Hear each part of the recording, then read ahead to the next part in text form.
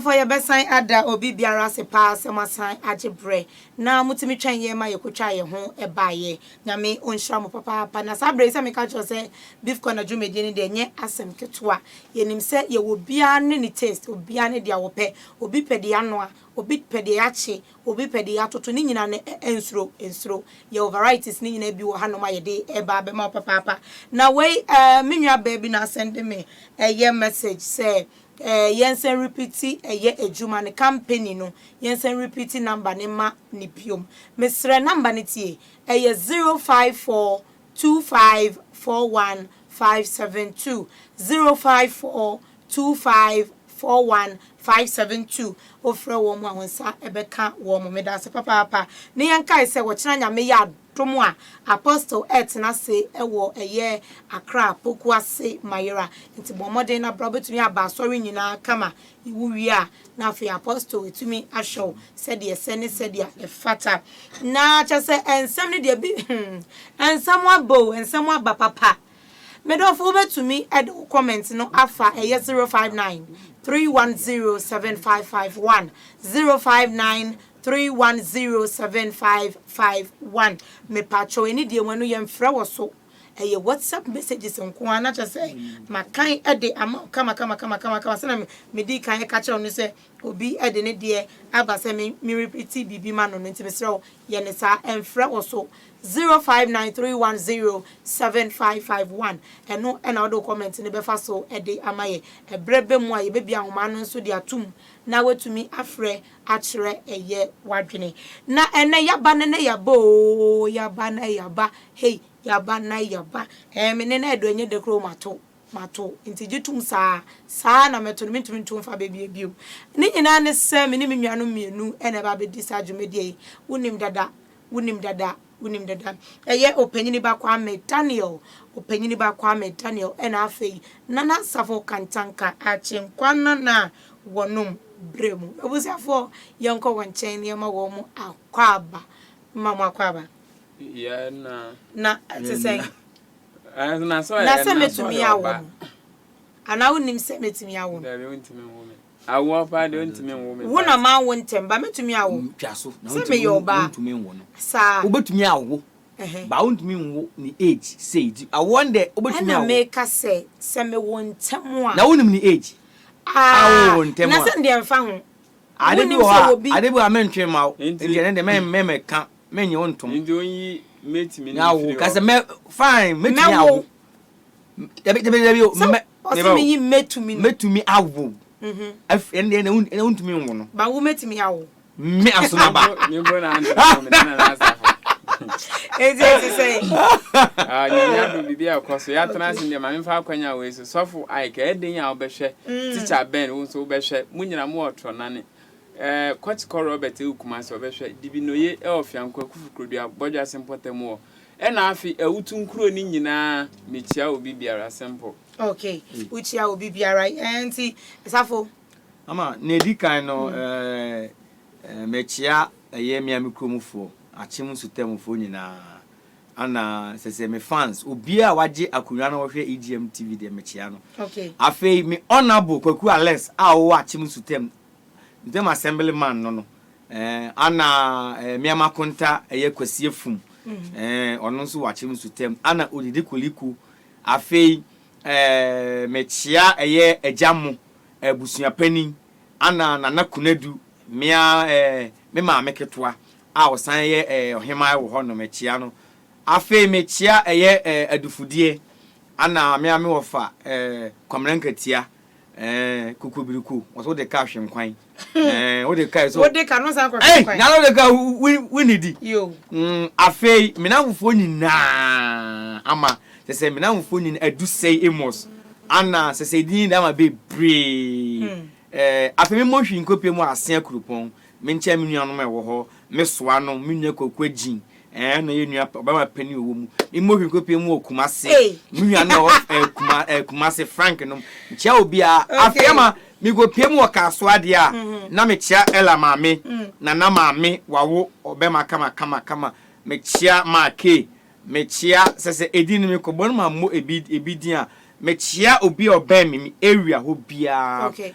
twato kra me maame abena mo akoa no. operator Charles wa mo bra o se wa ni wa me beautiful Rebecca okay afi ama ana madam for ba ko ma me chance si a o me bibia ne friend happy o chira de o chechi ni na make us say or shepa okay ana o sign so you be say we happy the bia she was happy. She's so happy okay inti ya beda as papa na busu afasa na me kan e kan ye ne say ene no ye de bebre pa ba bro we very free melody see your friend oba pa melody or the free jazz kan or see EGM TV you do all melody yeah that's papa also to me at the comment no at the 05931075551 05931075551 yeah share ase anesa beef no ya ba ne ya ba ye be serve nya fe ne ye be twentwen ho abaye ho enne bia mama shasi wan kwa na me shasi finity satellite not also. Mami mbisa wo say. Na me penny. Nti wo say me share free uso. Na me say me offer of the house. Okay. Okay, nti mami mbisa wo say ye wo empempen so bia nipa se wo kodu a usuban ti me sesa na. Make me aka say ane debi.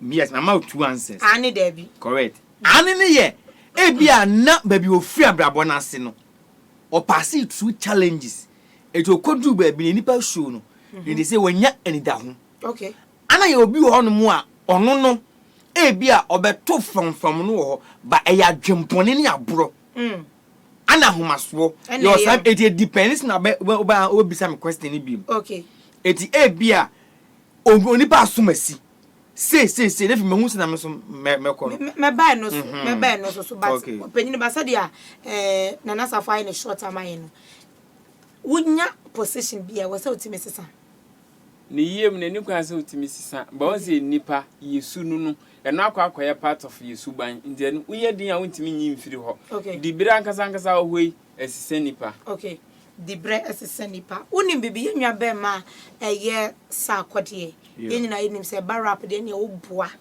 wo say baby a na sa akwode aka sem bia wo kira wo se wono no zisi akwa ase phone calls akwa anything eni ma me kwa friend na go ntumi mfa ne ma me call sa akwode na sie wo se ne ma me kwa friend na ne ma me kwa na wo no ntumi mfa ne call nti ono course ne sa ne ma ne tie wonti ase na me no so ma eye ya be ka se bi oni papa obi so be ka se ye ni nwa be ma anase ne wofa eye black rasta enso edensem bi atudwa ye nkɔ tie no na ye mra. But to come on TV and radio to say that your own mother bitterly complains that you refuse, the word is refuse, to answer her calls just because you have no appointment with your mother. This guy should come out and apologize to womanhood. It's so sad. If this was my son and I was the mother, I would disown him. And to those of you who support arrogant artists like this, if I had said this about Shatta Wale, they would say, oh, he hates him. Thank God I have no hate in my heart. All I have is honesty. I will speak the words. It doesn't matter who it is. To hate you and get why you don't feed me. Those of us who believe in the seasons and the times have no hate. If somebody's on top right now, it's the person's season. You know what I do? I pray and push the person even higher so that I can tap into the anointing to rise higher. Somebody won't understand this. When you hate people who are on top, you will never get to the top because you don't honor the anointing of being on top. Kai, teach Black Rasta. Teach! Arrogance. You have an appointment with a guy. He has spent so much money for a shoot. You know how much it takes to shoot a standard music video. You are supposed to go shoot it. You have an appointment. He's calling you, then you refuse to answer. then you come out with this trash. You don't understand why Edem should take it to heart because you even do it to your mother. You see, Ghanaians haven't risen to the point where they will clap down on some of these arrogant guys. If this was America, England, or Japan, 4 million people would unfollow this guy because he's extremely arrogant. The way he even speaks now, his body language. I look at this guy and I say, bros, why? When they need you, they know how to find you. Even if they will become ants and mosquitoes in your room, in order to see you, they will do it. The moment they get a little bit of it, they are the most arrogant.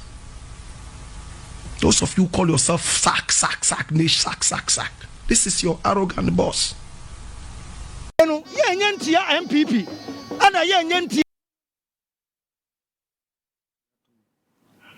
Ebusuafo nti na cha se eno no ye nyina yete dia ye papa black rasta enso ede etudwa se de etie bia nipa ohia nipa na ka se utwetwe ho no na akire bi opanyini ba me ne aba sa akode se chese wono no chese waye busy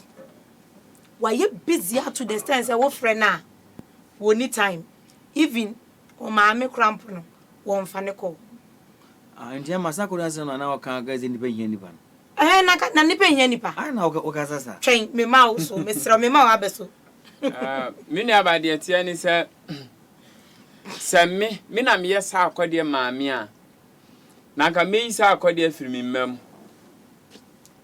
adentia sesia ena ye frewa sese adwuma ne nti ye frewa kra ntimi mfa fa ne se bia sesia eyempofrem ebia sabisa mprede asa mano da so me na so sabi wo mami ewu ena bia wo nkwa ne so what you say not sabi wo adwuma nti why you busy out to the extent say wo ntimi mfa wo mami call na enye wo mami nko a omo a wo ne omo ewo industry no wo de ye wo mu even po say omo a wo ne omo wo industry no na wo de ye omo a nke sample na pra kwa wo mami a onyem wo abosome nkron ebi kura asa akwade wo de betimi aye be abosome ayi eduni de ho bi kwa de kura bro so what I say na wo de ye wo mami na enkanum mpo no nkema enka fie anka fie o wasa de si abonten se mi mami kura frame a mi fa na mpese mo a minimu wo adwuma mu ana say in a way ye assembly keke no ka to qualify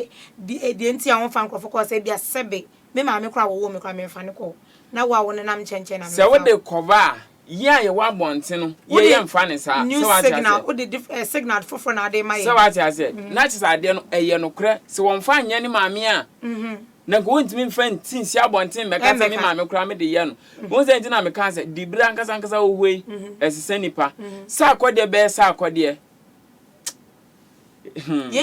so what I say ye nim wo ko fa ne old pictures bi yen kan se sabi nipa de se wo ye wo se wutimi enyini but se nyame ye wadom na so du edrum pempenso bi a e ma renfru so what I say ewiase no ensa no we dware we na we adware we intine se akode se de edam esi complain se one wo eye enwum de uji pini e be ye eduru ba bia se brana mo metwa video wamba enwum so obi ani tua eka a ewom so what I say inti adent na ese sa akode esa sa akode tama obehye kasahari ase no na nya asam ketwa ayi mbaya Dr. Duncan mbaya sa akode wodi ka kwotena ni fie yes etwen no so what I say then they were busy wo obe busy say sa na tie inti sa de na sa akode ye no onjai enya edem nkwa na complain enipa bebre complain adent na ese o ya hantan sa wonya sa de na mama fa we de no so entwem or say hi my name is Sak Bavan P from Bunya I really like Sakode but what he said there say wa home so Sakode we there nana safo ama mentemo ase wonte hwan mo ase woni opani baden adam me maka den da bio wo panyini ba se obehie nipa enipa na hie nipa ne bi na se kwani na se yentia me ba Sakode bonyawa mu na me na me de me ho ana me say me ma me frɛ me uni ne o me ne mama me ntem oh Debbie untama me ko untama me ne kasa e so for me say me mfa na me kasa ma me mfa na me mfa yes wo se me mana ye ntwa video ofe man fa me ndi dey enti dey I'm busy na na nwum na one ne Debbie madam me batie me Debbie tie me wo so tie me mamu suja engu sakodi anu say sakodi is a busy type I understand I understand enu but yen hwe ni say why you busy mpo a oh Charlie my ye busy to dem srew minim say ka wo share date ni to da say enti wo dem mean to me man ti wo jan ka be ya say wo twekwa nim kakra na be boa wo de twekwa nim ne da no do a meba but nipa ne fro na say nipa na obi aka che say wo safo say safo twa mi wo poko ase footbridge na say wo pay safo gina footbridge na say what twen ya say nipa ye ba be fro won fro we do wonum da da wo fro no fa wo be feel say ama fine onipa na bia why busy into what disappointing me a normal disappointment a normal normal bo babo and be can say friend na one fan it means that said that oh what I say me asem ebemu oh mo adam money and money watch na ama what's me no me video me no wa bonu na wi me no me video my busy and then who catch me say why you busy now because me from a onfa you know what I'm doing excuse ama oh me ye bibi ni pa beti no ase obi wo hono ma won obi timi tu kwan na wa gya ne phone arefie enti say akode it could happen say bia what tu kwan ne phone eni ne ho edi why organize accusing him say oya homa so for what ne ma me asem odi ba mu no wo pa kire say they give me oni ma me if something is going on ma me a unim mama ebia this week me ma every month o fe me nya kwan eti me hu member oni asem de and one you think say you think say you're right say yen show enye dem penkwa no this ade ne credit no why busy ye ko Nigeria ye mi alade also be complaining the same thing oh ye busy so dem ne why ye me twa ticket am obra wamba me say ko twa second one biom dia ma wamba and wo ka che na safo and which circumstance and was say and I said dem pa na beba na wo to me asese court time e dia ma me say 1 week me fro the following way mean to me fro o ma me eh e wo hosa eh wo ma me e be wo hosa ana me say wo ma me mate so ma ye ne ma no enti so ma me na opanyini ba brem pempen so asa akodi aduru no ye ne say like oye panyini ewo adwuma no ye panyi oba bia yo Ghana asa akodi ga ewiase ye wo Ghana panyi ba kasa sem na me ma ne nka because no panyi ba kasa sem na ye won mate ase ye so ma me sako ye panyi si obia ba oye busy safo enu anu no busy no aye no anya bia ona oda oda na juda ya safo wudidi I don't receive calls at night enti so mu mami I don't make calls at night enti so mami empempen so na sa akodi aduru eye ne say industry no no oye panyini what I say eche wo bia ye Ghana ha nanse asa akodi enwume na oye enwume na yasapon eye wedi kan yasapon aye nwum what I say asese anu hu de mete kura kire say woni yasapon be sa ye nwum biom okay it's not just our particular people I will pay attention to them so what any particular people bia but at the end of the day some nwum ne ba any particular people bia yeah, yeah. Munti oni pa. Mami fa we famous. Say hi, good evening. How are you today? Sarkodie is so arrogant. Don't do this to your mother, please. Okay, we will not do that to our mothers, okay? And I went to say hi, my name is Kwabena Kwansa. Inside Kaswa Papa say Sarkodie ye ahoma swa papa. I ono so ne dia wode e ba ye eno no tin sa for yenko. Ama Sarkodie and pay attention to particular people. But we say, Osha ya sapon, collabo na one Sarkodie ye. Now, share where ya sapon ya type or one brassier, or one to wasie, what ya say. And say beer, only ya sapon e born me. And a beer within some month in Munanu, what to coin aqua bruchiri.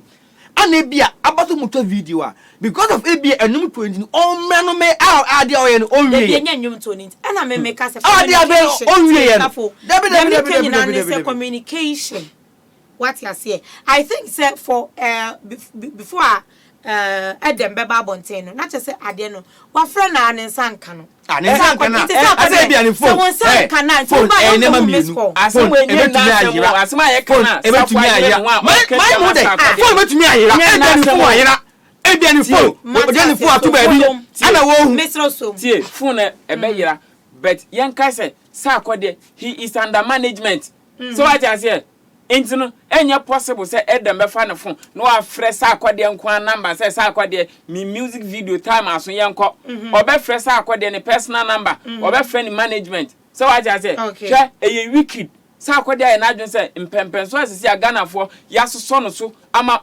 watena ye kon wo pese obi abeden ebebe no le nipa so yesa emwa so what you say enti no yesre sa akode yen gana fo ye ne man ne be ye sa akode wo be sa akode no wo fo obi ase so what you say okay ansa na all be sa akode sanka onya ne sa wo mbre no anka anka onko fi ase ene ne en start okay agwa na make na see o agani at the initial stage no I are due to some circumstances. Okay. It could happen to you. So I still stand on this. Say, if it's due to circumstances, at the nipa no nya wunia. What to me be a hu ama woni na ye nwuma recording na wie. Fine. Now nipa na on fire. Na onyo ni na. Say first akode wa. And so what? Yo. So what? Think I say me ma me kra me de ye no. It means that dey no ye ebu apa. Enya bu apa yo. Only mam issue with there. Nobody should go in. Okay. Ghanaians, nobody should go in because I will be on the mommy iron. Okay, Matthias here. Yes. Mami Fawe and famous say, I'm Joe watching you live from Cote d'Ivoire. You people should leave Sarkodie alone. Ghana for no. And it's on no dia wade eba no. When so was say my name is Nash. That guy defending Sack. He don't know anything. Was this of who she? And I would defend this Sarkodie. When so a melody, yeah, if you just say was saying. So a Sarkodie saying that he don't eat. Because if you are too busy, I don't think you can have time to eat or sleep. Sack, please apologize to Ghana. Or no sooner dia wade eba no. When so was say please, my name is your name. Would you know? Imagine. Tell the guy in the jeans that what he is saying does not make Makati. I intimidate be to also at the Amamu Biomuswa. We also say hello, sweetheart. I'm a queer berry from Takrade. I don't support Mr. Safo for what he is saying because he Sarkodie became who he is by the help of people. So please, he should tolerate all and not discriminate. And so also a queer berry dear what they buy in a queer yechia a year Takrade for Ninara. When so was a good evening says, why are you dragging this issue like it has not happened in this industry before? What did you people tell Familia when he refused to shoot a Wow's video? Mark 2 on also Takrade for yechiamo papa won yeze. And I went to was a Sarkodie said it's not always that he even answers his mom's calls. I feel the Ghanaian musicians don't like paying money for sax services. He has music videos with Kwesi Arthur. Look at how Kwakasi was tarnishing his image, but beg him for a remix later on. Ghanaians feel so entitled. Now, no sooner dia wade ebaye no. Where's where I say good evening, dear. My name is Matt Martinez. Please, I want to ask you a question. Please, if it was your first time going to America and you receive a call from your mom that you should come home, will you come? This is not about coming home, dear. It's not about coming home. And yen share your content when so where the what try nyasem get to newspaper. Or say I really like Sarkodie pa, but what he said dear, because this is not the first time he's doing this to someone. I say he disrespected him, but didn't believe. But now I have him. He's too arrogant. He did the same thing to Shatawale. I want that guy in the studio who is siding Sarkodie that I really like him. But today, I notice he can be ungrateful person when he becomes big, and he should stop that. And want him to remember God blesses the humble than size and arrogant person, and always that guy should remember no condition is permanent. Yo, I'm a Juaga guy from West Mall. Also, ehona odi every ede eba Juaga guy. Safo se me kancho say we futu no wate papa. Messages no address, but young koso ye de bi ye koso ni nyina no ne ye de bi efemu ede amamonti no mesra wo enye se me twa wabo me twa wo mbo me kan ya ma wate it's yes we are see one obie ni ho a ochi famasem pakodo na obehwe messages na eba na people are saying oh you arrogant and blah blah blah blah blah blah blah on say ama edru me bia onipa o so mo we nda ho no you have to be vigilant, you have to be extra careful. Okay, what you say.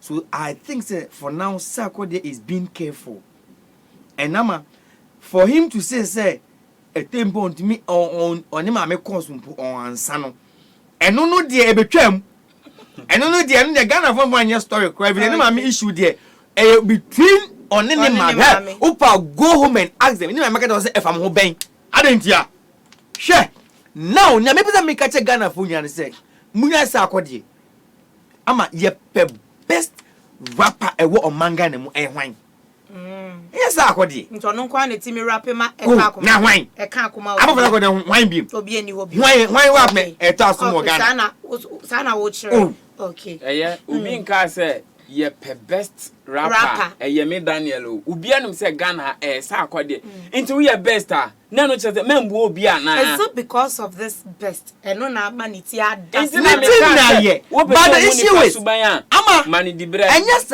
only pan was not able to answer the call now sisi ano who say Ghanaians mo ye so inquisitive too much Adam beside them say after one answer ni the call no wa friend back beam e be say the answer the call what is that? I sign friend biom. No me say adentin na me friend. Yes. And why should come out? Why should come out? Well, Miss Kobe. But I think say with even Adam last two then times. National Adam when you now wo. Idini na yure free. Nke di e be free one no. Miss Ko when. Omom dis asumbo na abo Sarkodie no. Omom dis asumbo we bi abo Sarkodie. Nye Adam, nye Sarkodie ni maame.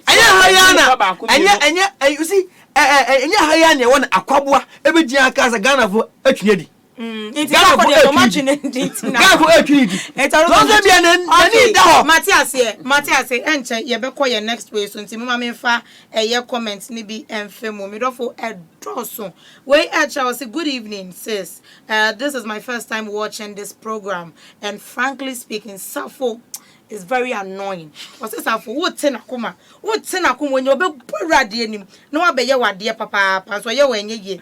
You also extra was say what Mr. Safo is saying is true. From Nasay, what's this Sarkodie is original. Or no so need ya say what they buy ye no. When so extra Adwa gaga na de buy yo when so extra was say my name is Michael, that man defending Sarkodie one country biom or say with the minister and I went to extra say hi good evening, please tell the guy not to talk for the arrogant Sarkodie because I have even unfollowed him on all hands since his last Instagram advice to his fans. He should remember new kinds are on the way. And you know, and no so Edema Sarkodie. When so extra was say Kam Holiness from Kwabre Kasam. Please, I want to ask, is it by force for Sarkodie to pick anyone course? And so no so need no say force and Sarkodie ni phone kita una to man by force na one phone call. When so extra was say please good evening, I'm P2 from Kede. Please, I really love Sarkodie but what he did is wrong 100% and the 100% would bear me and Sunday 2300% and the nyasem ketwa. When so extra was say I'm jobless from Achia say aburu so sack Charlie, this guy is guy too much. Why does he think he will not die? Please, Safo, stop backing him. was see a new one what they kasa was for a new one what they kasa and some no honum when so I was say hey now then there and say ni was this Sarkodie became who he is. And then I think you have repeated the way no the free upper east now or day by Michael Damango or is it Dorongo another Damango now we a mistake I guess now the free eba or sister Sarkodie became who he is due to hard work. Please, time is money, so let he be and let him be. Yes, until next time, then you correct it for me. Where's which I was saying I'm success from Moshi Zongo. I'm a real fan of Sak, but this time around he is so arrogant. He did this same thing to Shatta. Please tell the man defending Sak that he should relax and listen to the truth. Into Safo was it Jijida Kunyum. Jijida Kunyum oh Jijida Kunyum Netia Sempano. When so I was saying hi, I'm Emmanuel from Dadia's Western North. Sarkodie is my biggest fan, but what he did is not good at all. He should come and apologize. On also need our day and when so I say good evening. My name is Nuruddin. I want to tell Sarkodie that mother is a mother, so no matter how busy you are, pick your mother's call. Or day amano as one can emede papa. When so I say hi, my name is Sanska. Skanka. Okay, Skanka from Avemebeme. Sarkodie is so arrogant. On also need what they buy and but messages in the door from me for me person you call the next topic.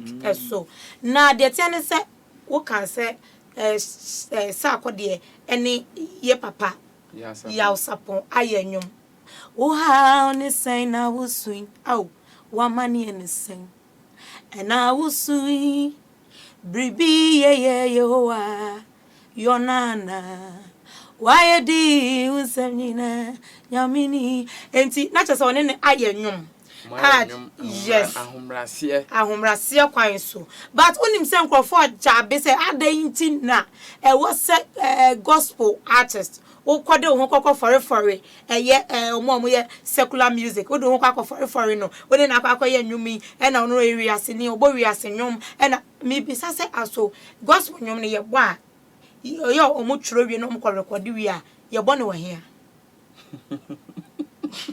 ye bo ne wo hia nyame anim no kra nwum ne de ye bo ne ba bia wo se ye beka se ewi asesem no eye nipa Yesu ye ne ma saade no ebe ye se o we de se du so nkwa sorry a woti wiase obo secular music no ye wiase nyum okay ye nyina ye tin ewia we ase na eden ye nyina ye tin ba mi nua ye hwe bibi ye kan ya papa ya sapon sebio sebi mpreduasa ye nimu frititititi asomafo ye nimu enti nda ya sapo woni Sarkodie anya nwuma wudi ni besesa woni Stonebwoy anya nwuma wudi besesa woni Samini anya nwuma wudi besesa wedi kan Sarkodie aye baako sisi apesa woni Stonebwoy Sarkodie na na afi Samini na sa nwum no ye be rank ni se eye nwum ben okay so aja yo mumienu abono oni Sarkodie o ma bonwum baako dada na sisi angasa no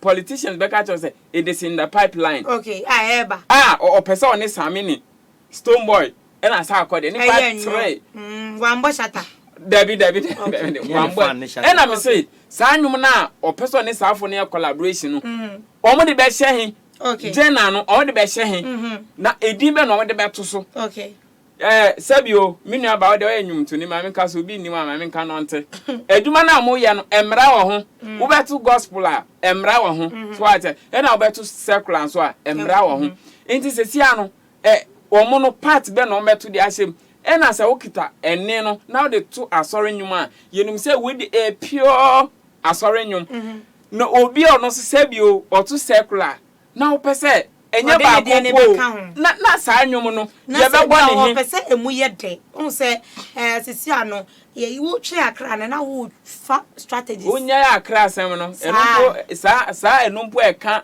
content no gra na ama mebu afu mo no ya sapon minim oba na one ne to nwom no emre bi atwam no ewiase nyina ye ebibire mu ha ye kon ba owo ne a ye de to nwuma na esa ama me no ya ne din el record mo sisia ye po ba ne ne ye de wo de to nwuma na ye ono then time na stone money sa akode na no mo wen okay then time ni no da oni ti wa ya se hu ni se da bi e wo se me ma eni foforo so be ka amponi ayi Nicholas Omane champion mo omu ni wa na omu wo ho so what is obi andi ni lemu obi andi ni lemu na edi kan obi andi ni lemu example me dia seda pa emma papa ya wasapon nyankopon hye papa ne ye bom pa se nyankopon to ne nkwanam na dwem pa wafa so be fa kwanya yisu atwini pa ade abanyame na ase no nyankopon enhyira no ama hwe sanka omu bonnwom no gospel musicians no sanka obia fa kwanya yisu a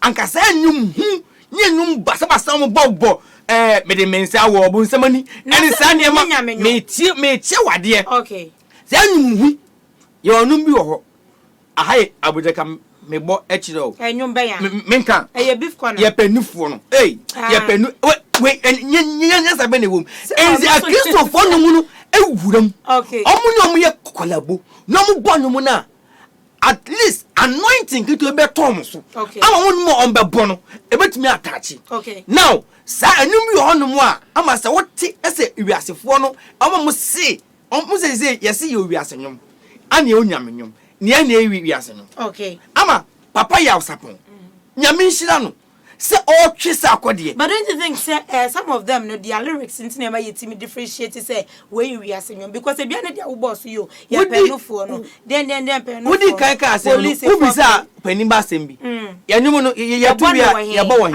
obinim sofu obinim bishop ebo anyum pa ankwa no bie musi hey osofu obo nyamenyum osofu obo wiase nyum wanti wiase na se bia wo woni wiase baby obo no eye entity ama ye wiase enum bia timbo ba bia pe bia asofo ni bia ba no ama any accused no womu a omu hu nyame a encheye no omo mo yesa de ne ya fam wo se mafa Kristo ona na so tese obi bo meti ma baby enye o Kristo mo wa kaka che o wa ka se o masafu nti ase se so ma ni aye papa ya sapo ni ya sapon pese wo ye no etise sebi obi ato amenam wo na wo gyina soro a pese eden wo yi ni pie enema mienu se wo yi na mpie a ono be twe de wato amenam ya sapon me nti ase se sankofo na pese no mu ye nyu sisi ono pese oja gospel na onka na wiase nyina wonya gospel etina obebo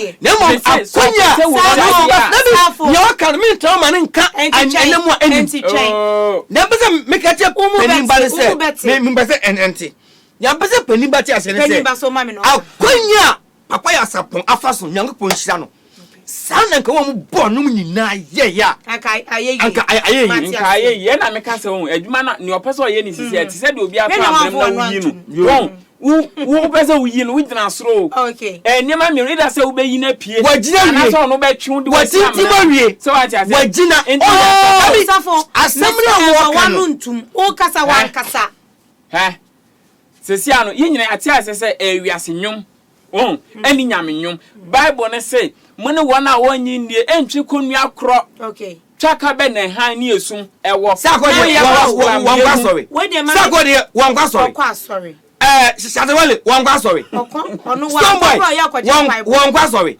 woman too often woman dia tie woman ko adoye it was talking about say bible say ye ni omo munye ni ntwaka wrong statement na wo wrong statement yes okay gambele me tell say akwanya na wo fa no now obapa Christy Christian I love wo see so wa bo gospel ebesi enne why na what to mean anna kabiri say only ne bonum as so come so from secular no why ibi say won na bonum okay e bia say onyenye bi ai no onyenye bi omo say wo mu de yes wo mu ye siesie omo to mean sanka obi efa be ba ko ai na bonum ama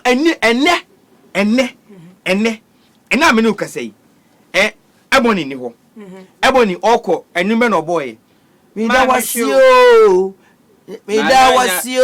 na nenya mi one month na owu dey num nyamenyum correct now yenua ba na nsia wo wasakra Wendy she ama hwɛ sɛ when you see any time no on the sacred o here yenuanom abon obi se obapa Christi obi di say unbreakable obi ti say Joyce Hamilton obi ti say omo bonum adu achi no mo future no mo support no ontumi ngina Matthias nyeza hu future no ene o now Bible na nkasa da ho waje na ato nche menuaba se safo beji atom na nyina be di ho adanse a o mo nka se talent na nyame menuaba dabio na den anyum to den is a form of evangelism. You are preaching the gospel. O see nkonko a wotimi mu yi mesreza wo kasa den nyum mama nti wo ni e pa abede ko sebe kontomire wedding song ni nyina ni o ka ni nyina ewom ya ti ase ye say simple ya sample o ye onwuma o de ye na je wiasefo no Matthias simple adwuma na ye no ye wo omu a adwuma no inya se oye de atwe akra o wa boa ne botom ti no oye adwuma no ya support is enough. I think this unbreakable. I'm unbreakable. Me so tie me. Way abroad. By your time another story and then with this one you better take here no nko. Then we discuss that if possible next week you better discuss it and would dear ne crack you still stand say ye ni wi asenwom. It ya opa say yes upon ni lem or patches ya upon ni lem say ono person worker bra na be come mami menuaba se na ade ne say wi asenwom o say nyame nwuma na say asori nwum ya sapon di ulem o di ulem stone boys amini sa kwade musum mo de mate safo ne krakra na yen ko next me kai enwum bi unbreakable nyame ego one one of the DSP Kofi Sapon da bi enye eno na de hia obo adadam ba ne kwe mekai yenko oni na bonum ama papa enum na odi starting nyum timi say papa yi there's blessing and anointing atone so okay adentia because enum na wo bon ne west na free mu ba no ede kachi okay mate ede make nya say papa nyankopon hia no amen won koso ne mo beso mo no bonum sisi amame shatawale omo mo pon say wale monum mame shatawale you're right.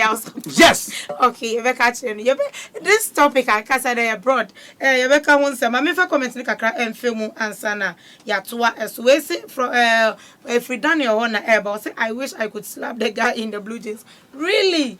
Who be slapping me guest me pacho endu sir.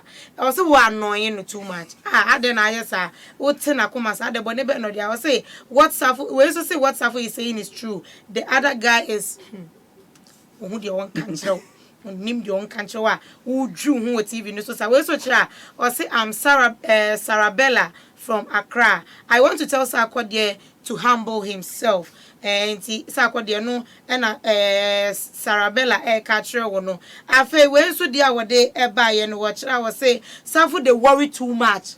Safu they worry too much. Safu pa you make a boss self. A ball best rapper and so what? And so you should disrespect others. Hey. No, hey. I say hey. That is who you own can. No, or no in the buy no. Well, so I say he think he has money. He will die one day. All the gospel musicians are not a Christian. They are not Christians. I'm Nancy from Obuase. Or no so dia wade buy no. When so I say that guy in black and white is a hypocrite. I hope he goes to church and he can swear he doesn't have secular song on his phone. Abba. Open the Bible be let have it. When so I was saying, hi, I'm Onel from Kaswasa Kwadie is a selfish man. enti sakwa de wonso wo de no no yesi guys and aka ho. We also Chelsea, please, good evening. My name is Sharif Muhammad. Sak is not the best rapper in Ghana. It's a bravo.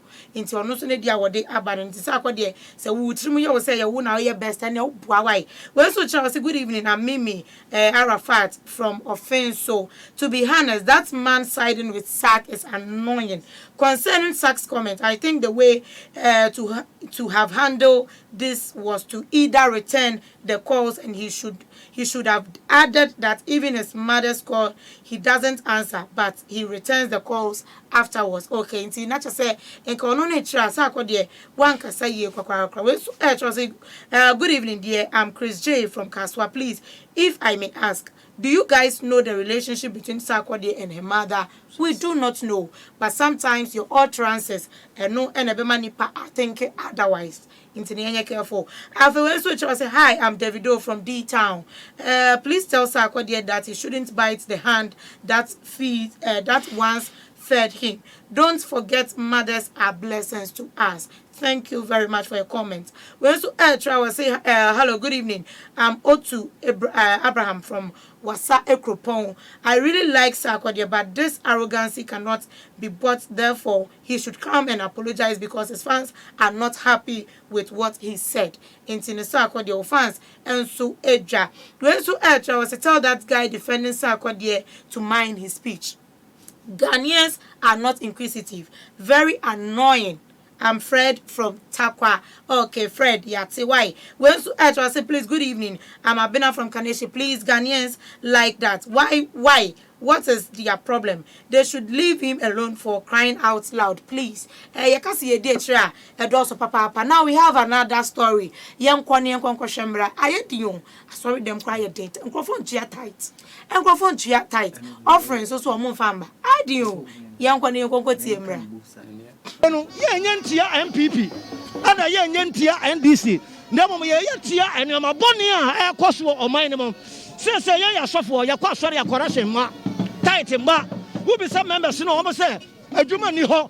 One of Juma say, Naye a software say the members and a shay. Member of Juma year, and over to your tight. And over your beardy. Member of Juma a year. And over to offering. Your members say, Bra, a Juma Niho. Your hospitals and Pony Ho. Your rose and your mamma will go across and so born in Omunum and the politicians and other Ghana Sicano after big cars and all team and almost enjoy. And a year, dear Yebre, and Ultra, Majana this demonstration.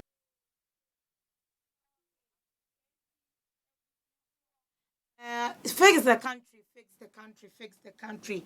And I just say, of course, one and Yasim Kumakra, we Yenani or Honomubi. Aye nyani owo no mu binti no ye hu de course na opanyini kase na wo kira wo se oman yi ma ye den ama ene kra asori makra ba asori kwa wo mu ntumi ntua tight omu ntumi nto offering aye den dodo che se obenwu so mo ne nam offering boy yi hu a wo be wi abekwa akwa na sika bia nem na se kuma bi na che se eda offering boy ni mu teachers want ne wa se na wei and I just say a year Evangelical Methodist Church International, a year 5th of August 2021, a year press release a day about. Now, me to me, I can't cry a day amount. Also, the Evangelical Methodist Mission wishes to make the public announcement and to all concerned regarding a public utterances by Apostle AJ during a recent, and I quote, Fix the Country demonstration dated 4th August 2021. His public utterances does not represent the position of Evangelical Methodist Church.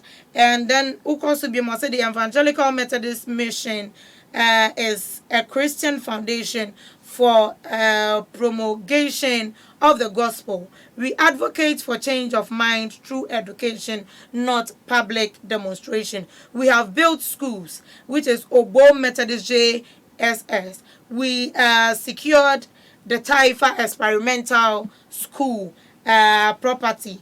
And then also the finances of the mission does not rely on the tithes and offerings. So we therefore ask all concerned and disregard those loose utterances, as it does not represent the position of the mission. Enti natural say yeshemwa dia ekokoba yenso ewo eye ehonom no eno no enti si eno wo kase ya de omodwa omusa adenti na wo se wo sofo wutimi eko na anka wodi anka sempa ni mu a na anka wodi sese akra wakwa kodi demonstration echi ashe o clerical edi mu ashe coat blue why na kire wo sa de no na omusa de bi omubeye bi anso no enye tight ene ye offering ene omode ye sa de no enti ne ye nyina ne ye nka yakoma pa amfanto ye misafo ye wo wo sofo a unye Ghana ni ana sa wo sofo wo man bi mu a e ba so man ni tochima unnimu say ana ama na edika ye kase democracy a ase ne say kebi na men kebi ye nkyere ya adwene ama sofo na asem o kan ye no ye ntanse oni enye analysis bi. Okay. Number 1 osi ofenema. Number 2 omehwe bonu no na sikedam ye kuma bi tight e kuma bi. Now you go back to the press release. Okay. One more say church a foundation and does not base on a beer tithe and offering, but it based on what? Oba se so free e be trans see an obe ka chewa ne ho chi no. Okay. So for no ma ama wo ma o yire aso na hina omri tua no. Now ama the pastor going there no doesn't mean he's not a Christian. A Christopher edumi bi ama ye nyatwom. Okay. But the pastor will stand in the church and curse. Okay. As for any for Christian council were there. They didn't say anything. Okay. Obi software fa anointing oil. Abu dua I saw them on Omajatum. But software say clerical. And the pay and the court say on money more thing. It doesn't mean MPP. It doesn't mean NDC. Fix the country. Now what the press release about? SND. Matthias, into opinion about also. Yeah. And then another for Akasa. I'm at work. Me, I told my command. Medin who ye pa any say. Wakama Matthias yes and ne send yam sum nyina sikanti ena musum nyame so for no wanye nyina so bia anka sa sorry ma nya aduane ndi o ma fonfon beka mienti a wo munchi tight o muntu correction anya bia so for no waye adwuma gu obi botom ensase ena abu oga na hai ena so be nyame adwuma enti sesia se covid aba na o man no ma edin na se sikamba wo kwa ka kire wan okay wo kwa edamo sen Bible say adwuma wo ye wo wudidi adwuma wo ye no eno hu na asam na wo kan beta mi kan jo say omabam but me kan say Bible say adwuma wo ye no ana wudidi ko Methodist evangelical Methodist headquarters we so for there otem ekon di shinwom we so for na ono ba si na kro ni fie obi na fine po ebibi mpo ni there what are you talking about okay enti tama na ekoyie no tama na ekoyie ma no ade no wa ma abati se ma sorry ma mo ayade sisi amenya oba ye no ade ekoyie ma complain obo de enwuna ne de oba no cassette a na sorry debi wo de ma so ma na me ma omunya sa mhwani mu no omunya sa mhwani mu eye ahwefo enso ebetumi abemu bi se we your software se de ade bia ye ka no but we yetimi ka se okobo sebe adwaman ya enye okowiade enye as a man of God otwi ni penim ene ade se politics crampo enya enti na che se ye ni seni sempa ena ye no enti ye besre pa se ahwefo nso ebetumi ade won adwenkyere ede aba papa so ma me kasama ma me kasama kumpache why aseme na pesa wo ama se MPP eko press conference asofo onimbi omo ye dey omo ne bomb pa anse ya sha munya sai de mo no dwani asofo ni dwani enye na so no de ba bon sen ya so be no what buy one party say o man mo ye din members enye sika and no he was referring to members enye sika. Because if I'm a pastor, a juma me yan say or so for some in honum na anka unum anka asofo juma and Mami fa me call. O ka so man no my din. Mami fa me call. Of course. O ka so man no my din. Akra yira. Na nka wa ka se my pass mo. Mati ase. Sikani bre na eku. Yes, can you be there? And so phone and then na okon omo hwe no. Wọ́n ṣẹ́rẹ́ ní hun tọ́nu ní hun tọ́nu wọ́n pie aba wọ́n tin ẹ̀mẹ̀ka sánsẹ̀ mu ọ̀pọ̀ asọ́ndẹ̀m bèbèrè ní ẹ̀rẹ́ ní ma ẹ̀kọ́ so some boys are crying. Wunim me pesa me fa eye me college nti no de amote wa mu ye wuni opanyini ba ne mu ye nyina me hu mu bako sei eti me pesa ahwefo mu so mutimi e kire mu adwen papa number no eye 059 3107552 059-310-7552 ube to me at the so adventure at the abaka pa and yana me can ye senior pastors some are wicked. I'm telling you. So if a senior pastor is wicked, some of them yes wicked, some yes and I don't know so political correct. And also oba no obo obidi. Wambo obidi. Fix the country. Mema emuchewom. So I have to go out and fix my country. But the question is oba no or can say evangelical presby omuntuameka. Debbie and as Methodist omuntuameka. Pentecost omuntuameka. As I know oba okay. The members in the church are not getting money to pay tithe. Hold on.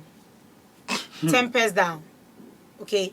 Open your Bible. Her natures or buy no. Or money the more dian. Eh, fine. A more air so far as we any pandy ube who back ye.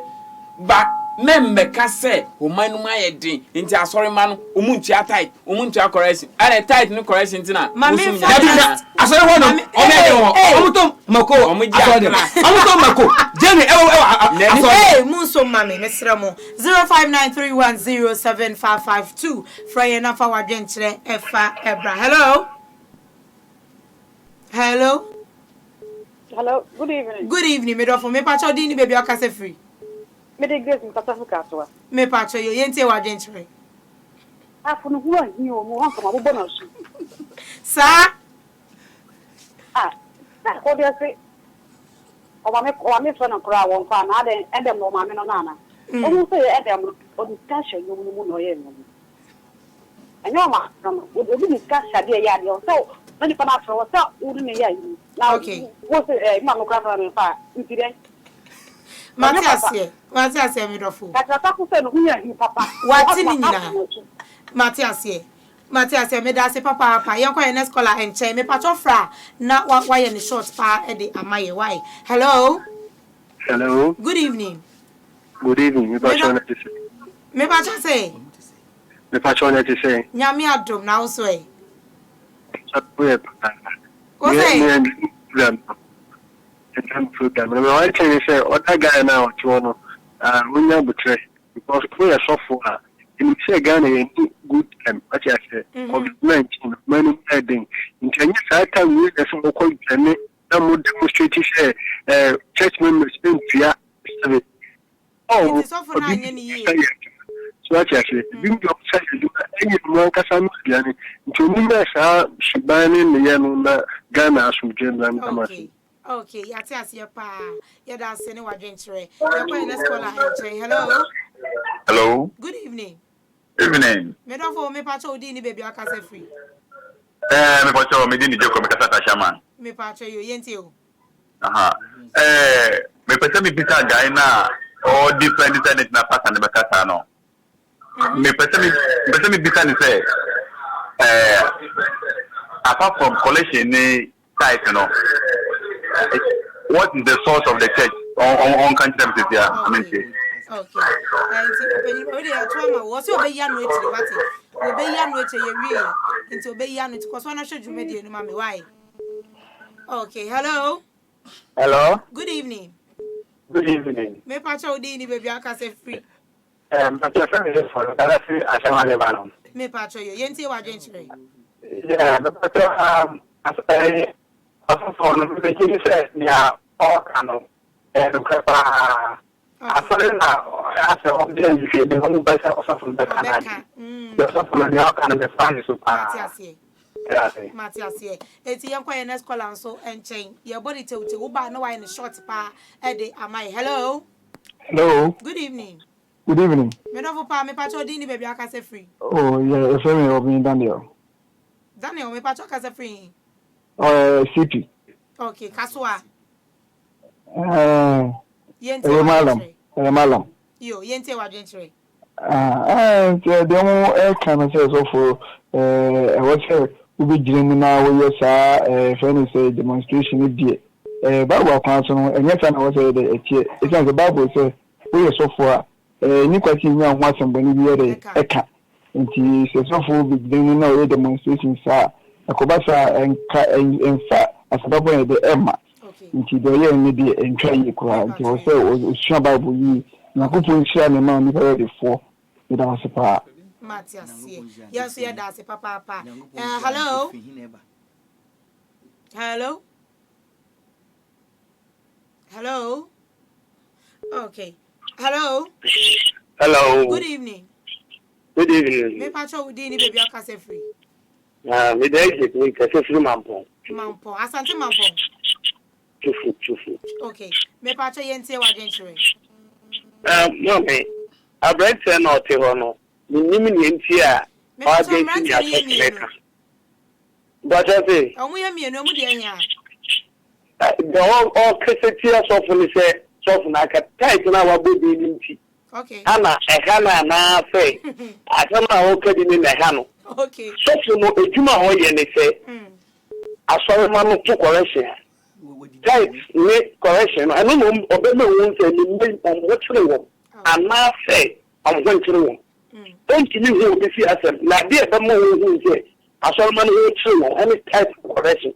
Okay. Nti month na won kasa to bu bi kasa aye me ye kasa no wakasi no wa yisi omu ni say o ma na mu na aye den no nya so fu ti an so yan kasa so bi an so yan kasa na so bi aka do so fu ti on try what they are we wa we to on wo be cho abresi no to on KBD ano NDC KBD nti no mpese na be kasa no so fu ni ye boni dia Papa me patcho ye so fu. We ye so fu pa. Okay. It is a man, the members who bet so one, in going to see Bachetti, in going to see, but I saw a bammer. Will be master of a week in it and what children, you know, master. They are so full. We think an explanation. I did remember him say, we don't children, and so about sorry. Continue at the same time or better correction. Okay. Me patcho ya dance pan wa dey try with the buy. Me last two callers. Hello. Good evening. Evening. Me patcho dia wo ye. Me wa TV volume ni ma me wa me sra wo. Evening. Okay. Me patcho yente wa dwentre. Yo, patcho me din the John because of free or region Bunache. Yo. Yente wa dwentre. Yo, master mechanic say nyangopo mo via butare. Jiwa ni say we are no sister na e na we nyina koso sa. Nti meneshe ba ka de ban ka say nyangopo ma o safara butare no mo members nyina ni nkofo nyina butare. Okay. Nyangopo be ya ma nyina. Matias here. Me fa me last caller. Yo, me asama me. Hello, good evening. Good evening, me do for pa me patcho di ni baby aka say free. If I may do so, me kasa free ashama katamasu. Me patcho you just free. Me patcho ntie wa dwentre. Patcho dia sofo ne kai no. No kure so kasa. Bisi mama ye hu say ye sika e no mudu hu ya asole ba. Okay. Enti sisi no mu sisi no mu ano mu dom hodi. Asori ba ono ka Sunday dey enye time we say ye ma ye fa nye eduma no. Ye di na mu pa bo fie Monday to Sunday. Okay. Enti ifa na scan be free aba. E da ye dey better correction. Okay. Matias ya pa ma me da say papa ebusuafo ya besre mo ha na ye dey calls no abesi monfa encheye. And beef corner dey che say perfect best che say 4 enumere 4 na chese ya tena se ne de beef corner dwumedie no e de ebre ma me san emra mo nchen ne kwa ne yesori nkwa ebre no aso an santi opini ba sofo wa ko ba na nya me wa o start ya na me hu so ya sofo so what I say on say ni yiem no ya ye kwa asori no ye ni so ade hu nyina ni se ye be ji akra e de ma Kristo so what I say nka sofo ne ba o ma no ma e tie on ga ji akra ma Kristo me be o asem na wo ka o be ji akra ma Kristo unidi maninka na semu ana obakota for them 24/7 you know it maninka na semu wi on ka say o man no ma e de nti en sorry man nye de o mu ma sorry menu aba nka mefua no so 360%. No, can say offering it tight. Then na omo ma sorry. It means say sorry man wo musika e no mo ye den e no mo pe. Enu kwan say yes. Asam no penimba kan e wrong. Okay. I mean che wade. Le kwakwa nya ne say sofo nyame hira no. Amen. Nemo press release no mo de aba no. Mo mu nyo mo adwen say on be sake no. Say na wo mo adwen mu say bia wabe kanu kwene wo ebe me ya obe demonstration na and meta ya ka se omo enya twon papa and say so me ma me butani bia nkwa so ne bi I am telling you they have me so say eya na they complain say wo call headquarters empanyufo na wo na so timi ka kire wo mus adenti na wo branch no sisi ano mo de musika sem ne so ate amatie ma me nchia wo ye wa so bi wo ha me modin ko hwe headquarters o mo si won kan a dying palace to one woman the heading. Okay. A dying woman the heading. She as well be your honor, then say I mean momudin. A dying almost seen over Kosovo no office. Ni air conditioner or Zimono.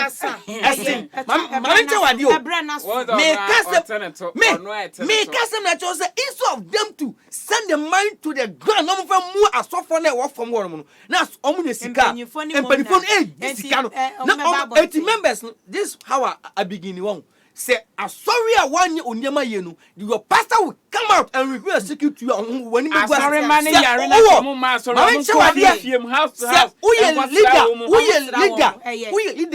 That's the one shot for members here.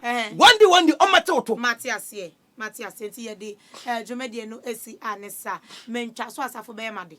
Many baba me husan inside Damason, but me so penny sent me trust 110 pa. E was for her any the beef corner Jomedian no ye esi kai say e ye memini de biara every Saturdays 4 p.m. any this Jomedie ke de exercise so akosi 5:30 p.m. It's Mr. na do make a date with us. Ye Jama Herbal and Prayer Center one room and I was so asia ye to me a day Jomedie ye de ebrewo. Ya dear biara da usu biara. Say yes spiritual, say yes physical, ni na no de ba e Jama Herbal and Prayer Center bibia ebe to dimpa e de amount. Ube to me a friend one was 0244 570362 0244 570362 and that's 0244 848053 0244 848053 the chat to crano 0244 970 845 0244 970 845 na bibia aye kama pa everyone on the na no waf marketing consult ejumeko wo mu ehia ejumayefo aye sales executives bo modene na frɛ wo mu 054 2541 0542541 de disu biomu so EGMC Ejama Media College omo so Central for Suku omo ma wonteteye omo ma woni nyina no ewo newscasting mo program hosting program design DJing sports presentation camera handling master control room ni nyina eka ho ebia eni ahodo bebre nti misre obomodene na frɛ wo mo 0593107552 medofo se we upcoming artist and as underground artist na wo music video pese play ma wa ubetumi e dia buy premises ha e wo Accra Pokuase Mayora ye be body am kama say interview so na wo pa me patron no so bomodene na bra and as a frɛ ye e wo 0593107552 0593107552 and now se wo pese obe sponsor ye ne wo hye se meti metwa ye se ye frɛ baby finger waves obi ataroma me ametimu se maye Kasa me cameraman catch me Mr. Salifo si yama ene de why ye dedodo me am to say my do hey Send ni party me yet they say, my yet dem my kasa me Jimmy Wenje. Hey, and to me of wood the any bar.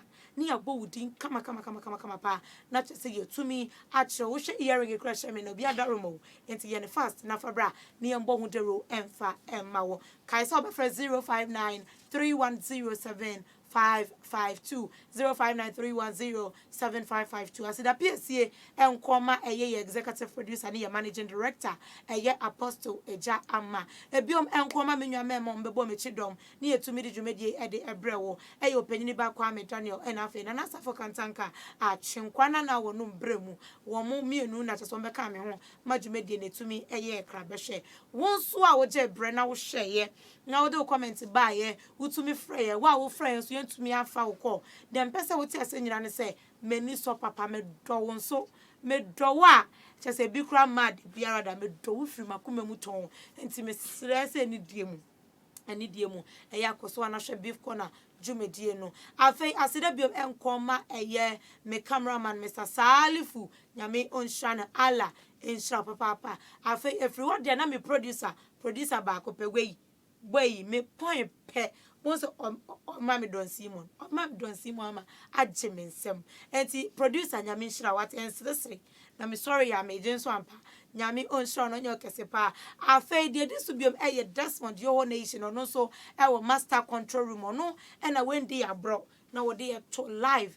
Am I to me and me no yet train and come up? I into that's when Yami and Shona for your bema, one so a buano a bracon, or no so Yamin papa. Medofo Kaisa or China me aduma, apostle a jama et nase, ewo Accra Pokwa se Mayra, Accra Pokwa se Mayra, and to Mr. When you from so you're in Quadia, and you won't from with the Biara. Me did the 8 year pa O for Oba, A for Ama, D for Dicey. Meet me about 6, meet me about 4, meet me about 5, meet me about 1, just say meet me about 2. But pass a mebo loss and sit tower years with demo. Aha, and I do with Sidia, Namakra.